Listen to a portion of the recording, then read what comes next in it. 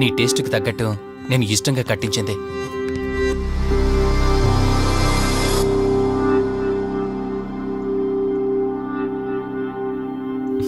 ఏంటలా చూస్తున్నా? ఇదే అన్నిటికంటే నీకిష్టమైన ఫోటో. మన పెళ్ళయ్యాక తీసుకున్న ఫస్ట్ ఫోటో. ఇదెప్పుడు మన కళ్ళ ముందే ఉండాలని నువ్వే హాల్లో పెట్టించావు. కమ్ నా తరా. నేను మిమ్మల్ని ఒకటి అడగచ్చా?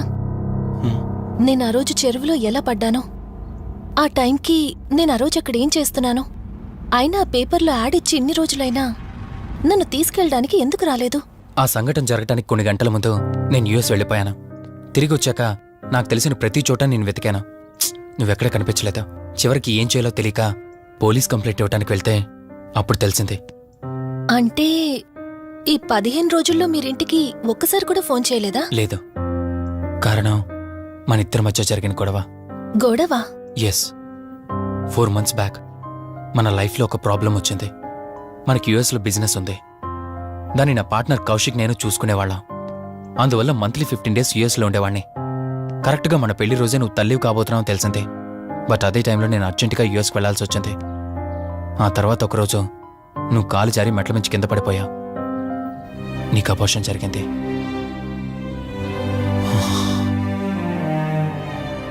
ఆ టైంలో నేను దగ్గరగా లేనని అప్పటి నుండి నువ్వు నన్ను దోషిగానే చూస్తున్నావు. ప్రతి చిన్న విషయానికి గొడవ పడేదానివే. అలా గొడవ పడిన ప్రతిసారి కారులో మీ ఫ్రెండ్ ఇంటికి వెళ్ళి కోపం తగ్గాక తిరిగొచ్చేదానివి. మొదట్లో కొంచెం బాధేసినా రాను అలవాటైపోయింది. అలాగే మళ్ళీ ఒకరోజు నేను బిజినెస్ పని మీద యుఎస్ వెళ్లాల్సి వచ్చింది. ఆ విషయం నీకు తెలియగానే నాతో మళ్ళీ గొడవ పెట్టుకున్నా. ఎంత చెప్పినా వినుకుంటా కారేసుకొని వెళ్ళిపోయా. ఎప్పట్లాగే 2-3 రోజులు తిరిగి వస్తావు అనుకుని నేను యుఎస్ వెళ్ళిపోయాను. తప్పు నాదే. మొదటిసారి వెళ్ళాను, నాకు పుట్టబోయే బాబు దూరం అయిపోయాడు. రెండోసారి వెళ్ళాను, నువ్వు నాకు దూరం అయ్యా. ఒకవేళ నీకేమైనా అయ్యుంటే. అందుకే యుఎస్లోనే మన బిజినెస్లన్నీ కౌశిక్ అప్పగించి వచ్చేసాను. నీకోసం, కేవలం నీకోసం. వదినా, వదినా, వదినా, ఇదిగో ఇది నీకోసమే.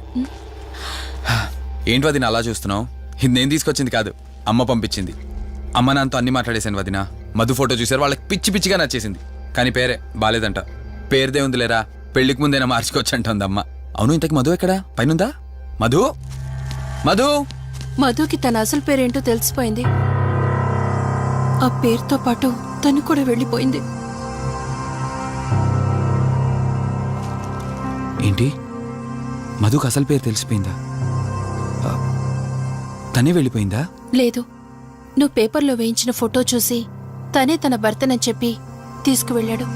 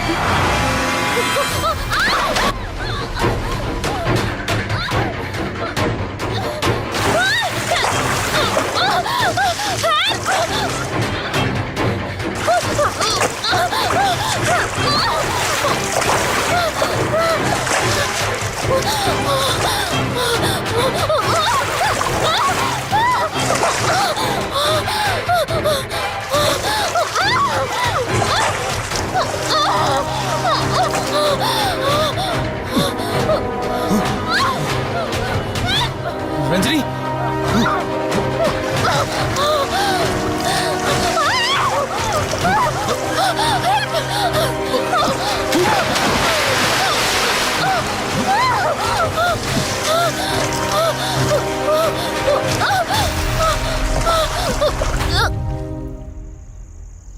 ఏంటి రంజని, అసలే నీకు ఇల్లు కొత్త. నీకేం కావాలన్నా నన్ను అడగమని చెప్పానుగా. ఇప్పుడు నేనున్నాను కాబట్టి సరిపోయింది. ఒకవేళ నేను లేకపోయి ఉంటే బయట ఏదో శబ్దం వినిపించింది. పొరపాటున కాలు స్లిప్ అయ్యి. చూడు రంజని, ఇప్పటికే 2 సార్లు దూరం అయ్యా. మళ్ళీ ఇంకోసారి దూరం అయితే నేను బ్రతకలేనురా. ఇక నుంచి నీకేమైనా కావాలన్నా, బయటికి వెళ్ళాలన్నా నాతో చెప్పు, నేను వస్తాను. ఓకేనా?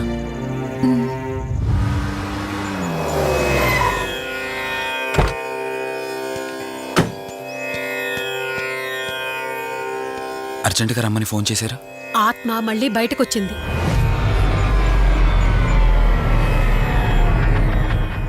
మరి మల్హోత్రా ఏమన్నారు?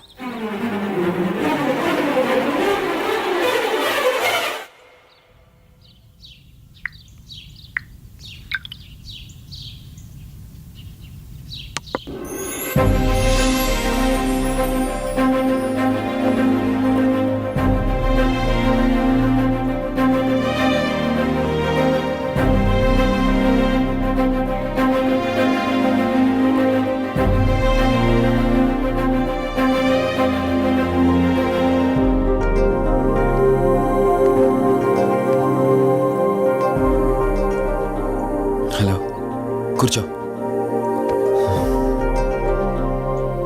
ఎలా ఉన్నావు? బాగున్నాను.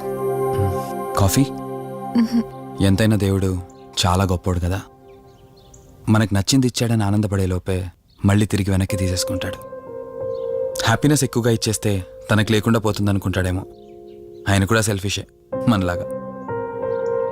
ఇద్దరు మనుషులు విడిపోతే కష్టంగా ఉంటుంది, కానీ ఇద్దరు మనసులు విడిపోతే బాధగా ఉంటుంది. ఇదంతా చెప్పింది నేను బాధ పెట్టడానికి కాదు. ఏదో చెప్పాలనిపించింది, చెప్పేశానంతే. సరే, లివ్ ఇట్. ఇంతకీ నేను ఇక్కడికి ఎందుకు పిలిచానంటే, మనం ఏదైతే ప్రాబ్లం సాల్వ్ అయిపోయింది అనుకున్నామో ఆ ప్రాబ్లం మళ్ళీ తిరిగి స్టార్ట్ అయింది. ఆ ఆత్మ మళ్ళీ బయటికి వచ్చిందని దుర్గాబాయ్ చెప్పింది. ఆ ఆత్మ నుంచి నువ్వు తప్పించుకోవాలంటే తప్పనిసరిగా నీ గతం నీకు తెలియాలి. నీ గతానికి సంబంధించి ఏదైనా వస్తువు కానీ ఇంకేదైనా నీ ఇంట్లో ఒక్కసారి ఆలోచించగలుగుతావా?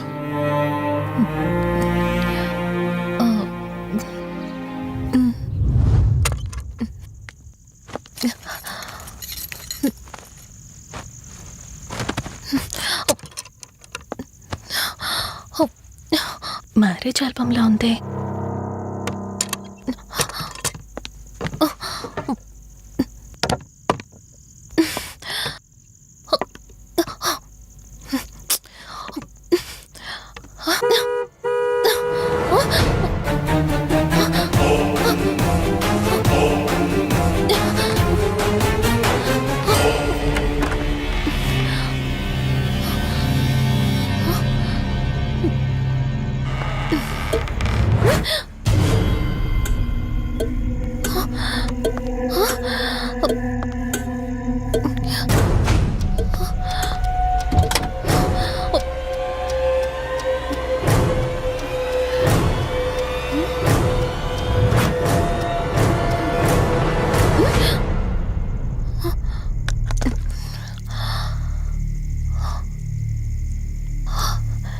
ఈ బ్లడ్ ఏంటి?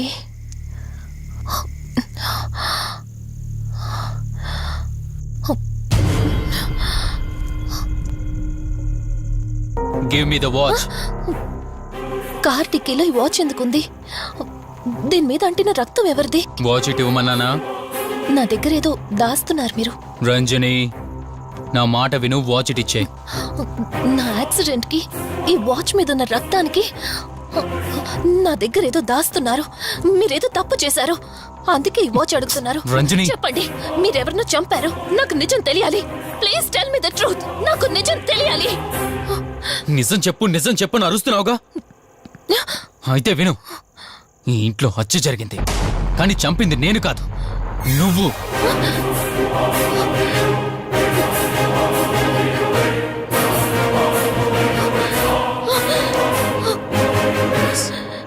నువ్వే చంపావు. నేను నీకు అన్ని విషయాలు చెప్పాను, కానీ ఈ ఒక్క విషయం మాత్రం దాచాను. అదే నీకు అబార్షన్ అయిందని చెప్పాను కదా. ఆ టైంలోనే యూఎస్ నుండి నా business partner Kaushik first time India వచ్చాడు. బట్ నీలో మాత్రం ఏ మార్పు లేదు. ఇంట్లో నా ఫ్రెండ్ ఉన్నాడనే ఆలోచన కూడా లేకుండా తరచూ వాడు ఎదుర్కొంటానే నువ్వు నాతో గొడవ పడేదానివి. అది చూసిన కౌశిక్ నా మీద నీకు ఎంత ద్వేషం ఉందో వాడికి అర్థమైంది. దాన్ని వాడు అలసిగా తీసుకుని నేను ఇంట్లో లేని సమయంలో నీ లోన్లీనెస్ని తనకు అనుకూలంగా మార్చుకుని నీకు దగ్గరయ్యాడు. ఎంతలా అంటే వాడు లేకుండా నువ్వు బ్రతకలేనంత. ఆ తర్వాత మీరిద్దరూ ఫిజికల్గా కూడా ఒకటయ్యారు.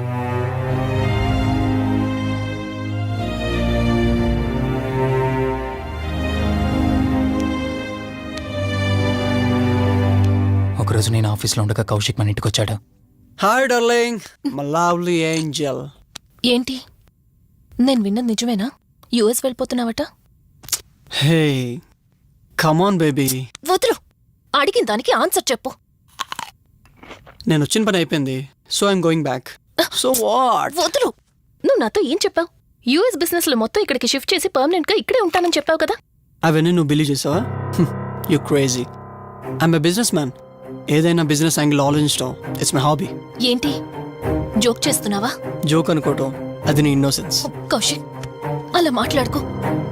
అలా మాట్లాడితే నాకేదోలా ఉంది. నాకు తెలియకుండానే నా లైఫ్ లోకి వచ్చేసావు. లైఫ్ అంతా కావాలని నువ్వు అనుకున్నావు, బట్ నాకు కుదరాలి కదా. స్టూపిడ్ గా మాట్లాడుకో. నువ్వు నాకు కావాలి, నాతోనే ఉండాలి. నువ్వు నన్ను వదిలేసి వెళ్ళిపోతే నేను ఒప్పుకోనంతే. హే మన మీద లవర్స్ అన్నట్టు మాట్లాడతావేంటి? అంటే 10 నిమిషాల సుఖం కోసం ఇంతగా మోసం చేస్తావా? మోసమా? మోసం గురించి మనం మాట్లాడకూడదు డార్లింగ్. ఒకవేళ నేను చేసింది మోసం అయితే నీ హస్బెండ్కి తెలియకుండా నువ్వు నా దగ్గరికి వచ్చి పడుకోవడం నువ్వు వాడికి చేసింది మోసం కదా. Chill Ranjani, come on. వదులు కౌశిక్, ఇక నాకు లైఫ్ లో ఎప్పుడు కనిపించుకో. ఆగు రంజని, కౌశిక్ వదులు. Please. No. Come on Kaushik, Ranjani, please. Kaushik వదులు please. Come on Ranjani, Kaushik listen to me. Please. Ranjani, వద్దు Kaushik. Please Ranjani. Kaushik, hey Kaushik please please. Please. Kaushik. తను స్లిప్ అయి కింద పట్టడంతో తలపగిలి చనిపోయాడు. సడన్ గా అదే టైంలో నేను వచ్చేసరికి మెంటల్ గా అప్సెట్ అయినా నువ్వు భయంతో నేనెంత చెప్తున్నా వెనుకుంటా కార్ డ్రైవ్ చేసుకుంటూ వెళ్ళిపోయావు. అప్పుడే నీకు యాక్సిడెంట్ జరిగింది. నువ్వు వెళ్ళిపోయాక టెన్షన్లో ఏం చేయాలో నాకు అర్థం కాలేదు. ముందుగా బాడీని అక్కడి నుంచి తీసేయాలని శవాన్ని కారు డిక్కీలో పెట్టి ఊరు బయటికి తీసుకెళ్లి పూజ చేశాను. బహుశా ఆ టైంలోనే నా వాచ్ అక్కడ పడిపోయి ఉండొచ్చు. నీకు ముందు చెప్పినట్టు ఆ టైంలో నేను యూఎస్లో లేను. నీకోసం వెతుకుతూ ఉన్నాను. ఇప్పుడు చెప్పు, నేను చేసిన తప్పేంటి?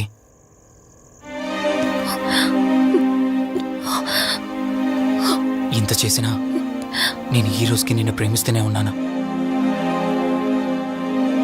ఇప్పటికైనా నన్ను నమ్ముతావా?